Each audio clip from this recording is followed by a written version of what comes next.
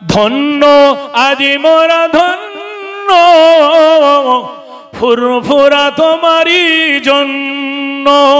জোরে বলুন, আর একটু জোরে বলুন। আরে হযরতে খাজা মঈনুদ্দিন চিশতি আজমি রহমাতুল্লাহ আলাইহির পরে বাংলার বুকে যদি আল্লাহ পাক দাদা হুজুরকে না পাঠাতেন মুজাদ্দিদ করে, এই সমস্ত মানুষেরা সেই সময় শিরক বেদাতে লিপ্ত হয়ে যেত। কথা ঠিক না বেঠিক? ধন্য আজি মোরা ধন্য ফুরফুরা তোমারই জন্য। তোমার মাঝে দাদা হুজুর, তোমার মাঝে দাদা হুজুর শুয়ে যিনি অতি বরেণ্য।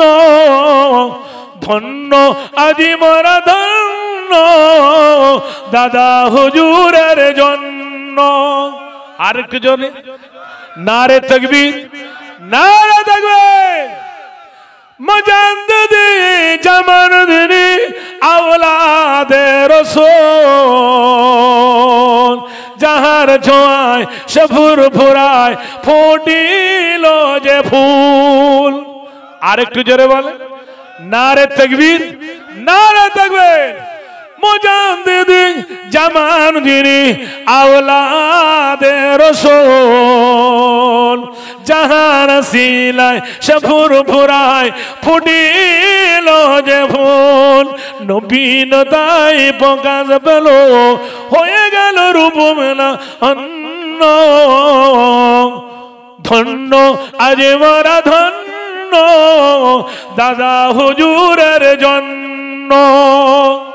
ধন্য আজ মোরা ধন্য ফুরফুরা তোমারই জন্য। লাখো লাখো মুরিদেরা আসে দরবারে,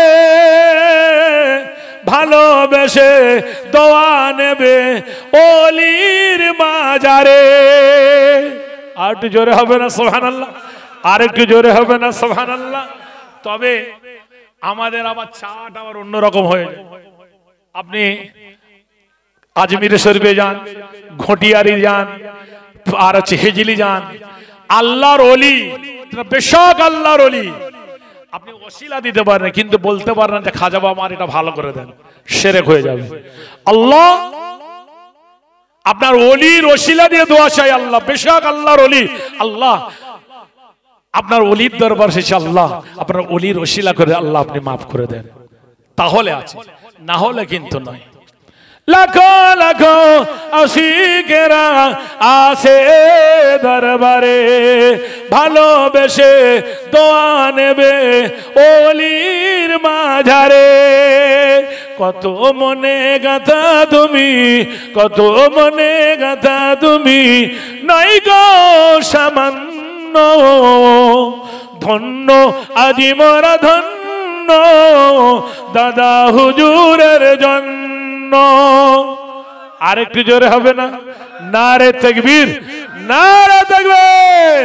ধন্য আজি মোরা ধন্য বিশ্ব নবী তোমারই জন্য। আল্লাহুম্মা সাল্লি আলা ওয়া আলা আলি সাইয়্যিদিনা। এ সোনা মানিকেরা, সোনার যাদেরা, যে কথা বলতে বলতে আমি এত দূরে এলাম, আমার বক্তব্যের মেন সাবজেক্ট হলো ঈমান। দুনিয়া ছেড়ে চলে যাব, ঈমানটাকে ঠিক করুন। কবরের বাসিন্দা হয়ে যাব। আজ কারো আব্বা চলে গিয়েছে, কারো আম্মা চলে গিয়েছে গো। এ সোনা মানিকেরা, কবরের সম্মুখে গিয়ে আমরা আসসালামু আলাইকুম ইয়া আহলাল কুবুর। তাহলে কবরবাসীরা মুর্দা না জিন্দা? বলে না। সালাম কাকে দেন? আমাদের ইমাম সাহেব আসসালামু আলাইকুম, মুর্দা? না না না। এ সোনা মানিকেরা, আল্লাহ পাকের বান্দা বান্দিরা, আমাদের সে চোখ নাই গো, আমাদের সে কান নাই। এ চোখটা চোখ আছে, সে চোখটা আমাদের নাই। এ কান সে কান নয়। দুনিয়ার জমিন থেকে আমি আপনি চলে যাব, কারো মা চলে গিয়েছে, কারো আব্বা চলে গিয়েছে, কারো দাদা চলে গিয়েছে, কি নিয়ামত ধারা হয়ে গিয়েছি। আজকের সেদিনের কথা ভাবুন। নিসফে মিন শাবান আম্মা জানা আয়েশা সিদ্দিকা রাদিয়াল্লাহু তাআলা আনহা বর্ণনা করেন, সেদিনে রাসূলুল্লাহ আমার বাড়িতে থাকার পালা।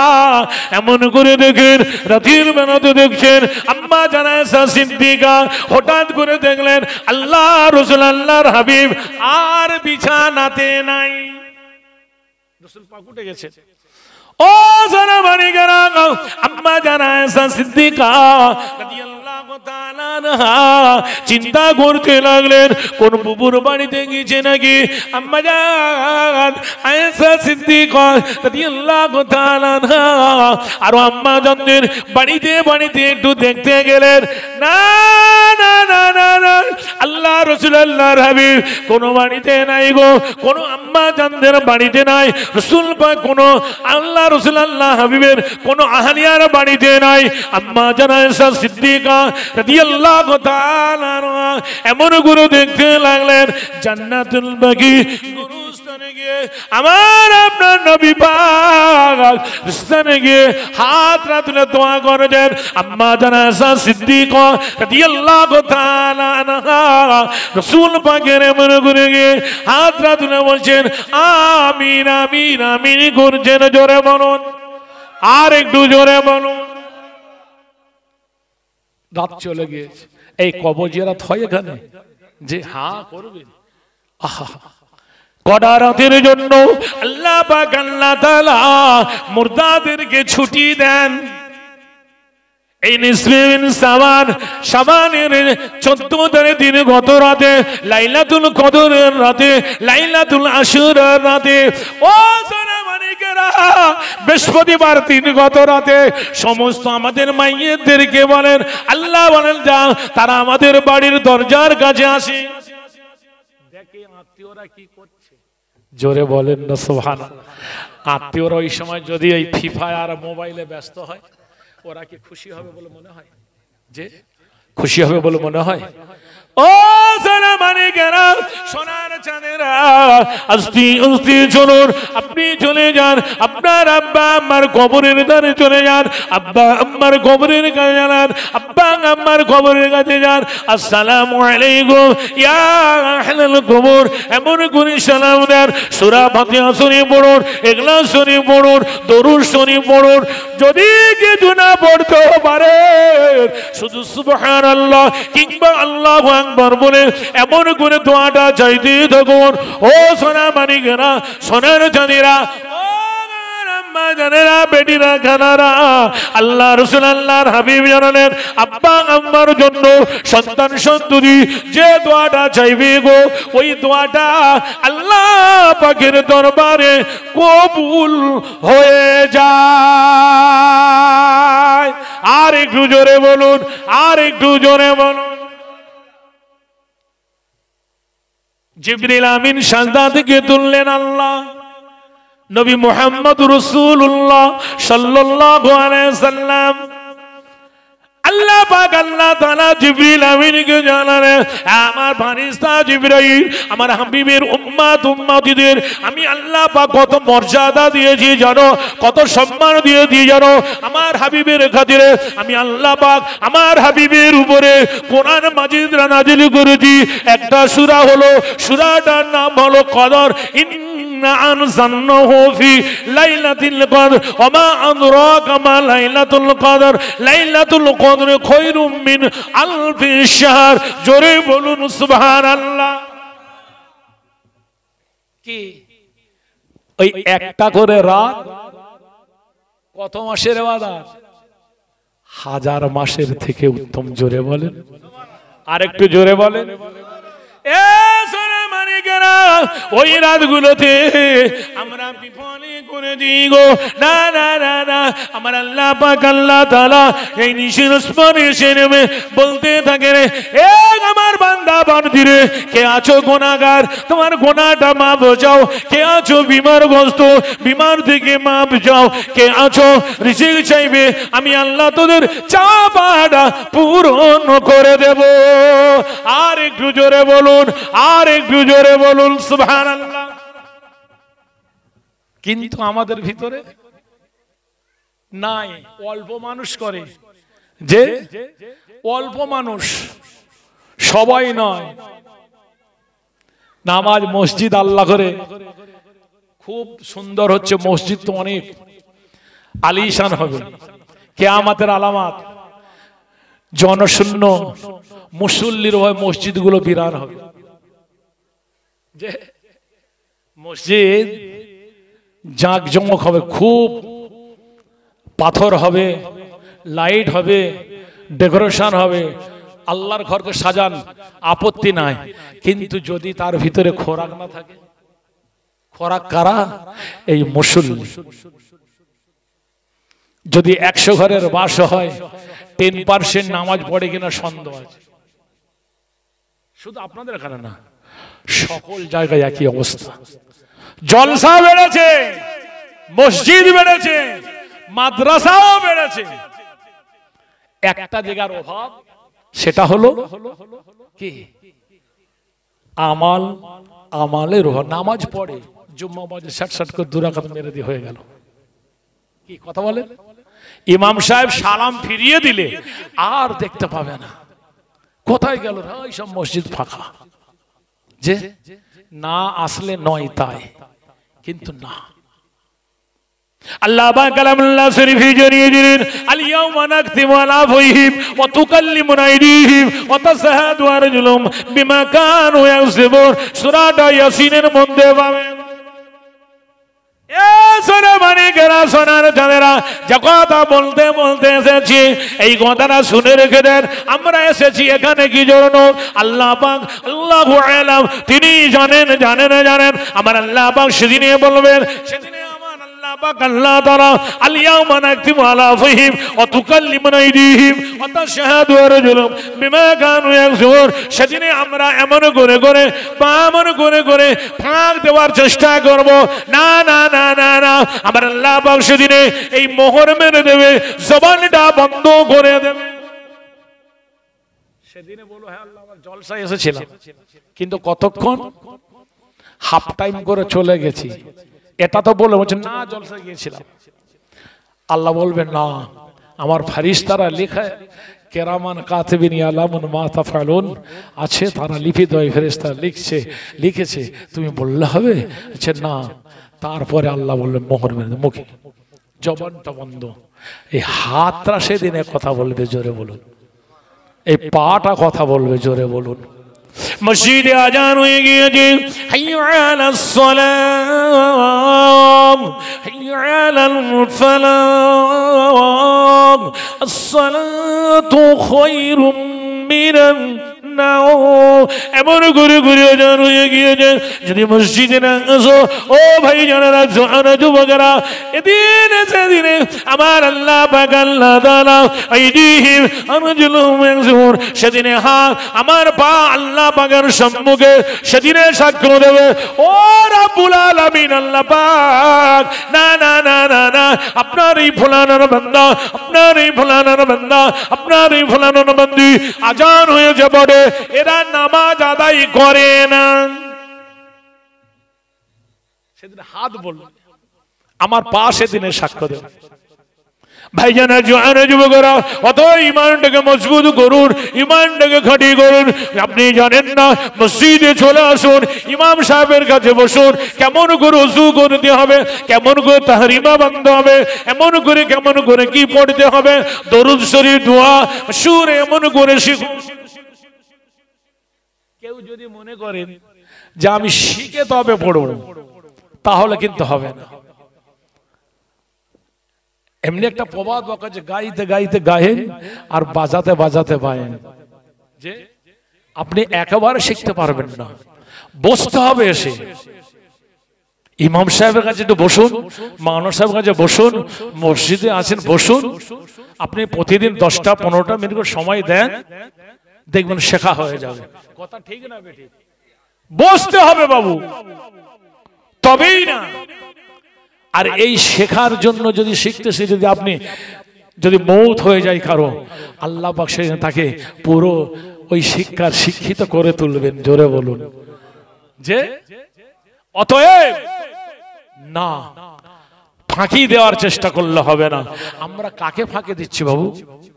ইমাম সাহেবকে ধোকা দিচ্ছি, না মুসল্লিকে দিচ্ছি, না মসজিদে কমিটিকে দিচ্ছি, না হাজি সাহেবকে দিচ্ছি, না হাফেজ সাহেবকে দিচ্ছি? আমরা নিজেরাই ধোকায় পড়ে যাচ্ছি, নিজেরাই ধোকায় পড়ে যাচ্ছি। সেদিনে সব ওইখানে রেখে দিয়ে চলে আসবে, আর কেউ থাকবে না। সেদিনের কথা ভাবুন। আল্লাহ রসুল, আল্লাহর হাবিব ফরমাচ্ছে, কবরটা জায়গা খুব ভয়ানক জায়গা, কঠিন জায়গা, কঠিন থেকে কঠিন জায়গা। সেদিনে কেউ থাকবে না। অতএব আমালটা করুন, আমালটা পরিপূর্ণ করুন।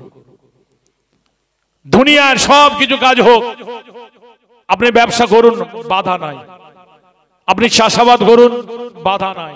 কিন্তু সাথে সাথে নামাজ, ওয়াক্ত হলে আপনি নামাজ পড়ে নেন। আপনি মাঠে আছেন, মসজিদ আসতে পারেন না, কি আছে, আপনি ওখানে নামাজ পড়ুন, অসুবিধা নাই। আপনি দোকানে আছেন, আজান শুনতে পাচ্ছেন, মসজিদে আসবেন, জামাত হচ্ছে, আপনি দোকানেই পড়ুন না, আল্লাহ কবুল করে নেবেন। জোরে বলুন। তাহলে মসজিদে আসতে হবে এটা কথা নয়। আমার আল্লাহ পাক আল্লাহ তাআলা সমস্ত নবী আম্বিয়া আলাইহিস সালাম ডেকে ডেকে বলেছিলেন, নবী আদম, নবী ঈসা, নবী মুসা, নবী ইব্রাহিম, এমন করে যে সমস্ত নবী আল্লাহ বললেন তাদের একটা জায়গা তৈরি করতে হবে, সেই জায়গায় যে আরাধনা করতে হবে। কিন্তু আমার নবী হাবিব, আপনার তাজিমে, আপনার খাতিরে, আপনার সম্মানে, আপনার উম্মাত উম্মাতিনা যেখানে ওয়াক্ত হয়ে যাবে, সেখানে যদি তারা আমার হুকুমটা আদায় করে নেয়, আমি আল্লাহ তাদেরকে কবুল করে নেব। জোরে বলুন, জোরে বলেন সুবহানাল্লাহ। অতএব আমি আবারও বলছি, ফিরে আসুন, সব কিছু করুন, আপনি সব করবেন, এটা মনে মনে করবেন, আপনি যাই করুন যে আমার আল্লাহ আমাকে দেখছে, আমার আল্লাহ কেউ নাই।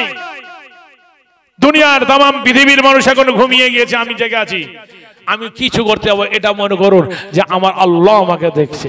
কথা ঠিক না ঠিক? আপনি নামাজও দাঁড়ান, নামাজে এটাই মনে করুন আমি আমার আল্লাহকে দেখছি। যদি এটা মনে না হয়, তবে আপনি এটা মনে করুন যে আল্লাহ তোমাকে দেখছে। এ কথা ঠিক না বেটি? তবে তো নামাজের ভিতরে এটা আসবে, খুশু খুশু, তবে তো হবে। পরিবর্তন হন, আবারও বলছি পরিবর্তন হন। চলুন, যে কথা বলতে যাচ্ছিলাম, আল্লাহ রসুল, আল্লাহর হাবিব, দো জাহানের বাদশা হুজুরে পাক সাল্লাল্লাহু আলাইহি সাল্লাম, তিনি এই কালেমার প্রচার প্রসার করতে গিয়ে তিনি আল্লাহ রসুল, আল্লাহর হাবিবের জন্মভিটা ছিল সাহাবা হুজুরদেরকে কলেমা পড়ার কারণে স্টিম রোলার চালিয়ে দিয়েছেন, তথাপি তারা ইমানের কলমা তারা ছাড়েনি। জোরে বলুন সুবহানাল্লাহ। তারা সব দিয়ে দিয়েছে, কিন্তু না, হযরত বিলাল রাদিয়াল্লাহু তাআলা ওই সময় আহাদ করছেন। উমাইয়া ইসলামের দুশ্মন, চরম দুশ্মন, আল্লাহর দুশ্মন, নবীর দুশ্মন, হাইব্রিড কাফের। হযরত বিলাল রাদিয়াল্লাহু তাআলা আনহুর গালে দিয়ে মরুভূমির ওই গরম বালু ঠুসে ঠুসে দিয়ে দিয়েছে, যাতে না বলতে পারে। কি অত্যাচার, স্টিম রোলার চালিয়ে দিয়েছে। তথাপি হযরত বিলাল রাদিয়াল্লাহু তাআলা আনহু ঈমানের কালেমা ছাড়েনি, আর আমার নবীকে ভুলেনি। জোরে বলুন। এ নবী পাকের উম্মত উম্মাদানেরা, ও আল্লাহ পাকের বান্দা বান্দিরা, এক তারিখে নবী আমার জিলা শরীফে বসে বসে আল্লাহ পাকের ইবাদতে মশগুল। হযরতে আবু হুরায়রা রাদিয়াল্লাহু তাআলা আনহু এমনি করে নবী পাকের কাছে গিয়ে দেখছেন আল্লাহর রাসূল আল্লাহ পাকের হাবিব বসে বসে ইবাদত করছেন। হযরত আবু হুরায়রা রাদিয়াল্লাহু তাআলা বললেন, ইয়া রাসূলুল্লাহ ইয়া হাবিবাল্লাহ, হুজুর আপনাকে আমি দেখি সারা রাত দাঁড়িয়ে দাঁড়িয়ে দাঁড়িয়ে দাঁড়িয়ে আল্লাহ পাকের ইবাদতে মশগুল হয়ে যান। ইয়া রাসূলুল্লাহ ইয়া হাবিবাল্লাহ, আমি আমার নবীকে আজকে কেন বসে বসে আল্লাহ পাকের ইবাদতে মশগুল দেখি? ও বাবা আবু হুরায়রা, বাবা আবু হুরায়রা একটু কাছে এসো বাবা। ও আল্লাহ রাসূল আল্লাহ নবী বাবা হযরত আবু হুরায়রা রাদিয়াল্লাহু তাআলা আনহুকে দেখে রাসূল পাক আমার জুব্বা মোবারকটা তুলে দেখাতে লাগলেন। আরে দয়ার রাসূল রাসূল, আরে দয়ার রাসূল রাসূলের পেটের উপরে পাথর বাঁধা। হযরত আবু হুরায়রা ডুগরে ডুগরে কাঁদতে লাগলেন, ইয়া রাসূলুল্লাহ ইয়া হাবিবাল্লাহ, যে নবী শুনে আমার আল্লাহ পাক বলেছিলেন, আমার হাবিব মেরা, এই আপনি যদি চান এই উহুদ পাহাড়টাকে সোনায় পরিপূর্ণ করে দেব। আমার নবী বলছেন, না না ইয়া রাব্বি আল্লাহ না। আবু হুরায়রা এমন করে দেখে আর দিন থাকতে পারলেন না গো। এই ঘটনা কানাকানি হতে হতে হযরতে বিলাল রাদিয়াল্লাহু তাআলা কর্ণ গোচর হয়ে গিয়েছে। হযরতে বিলাল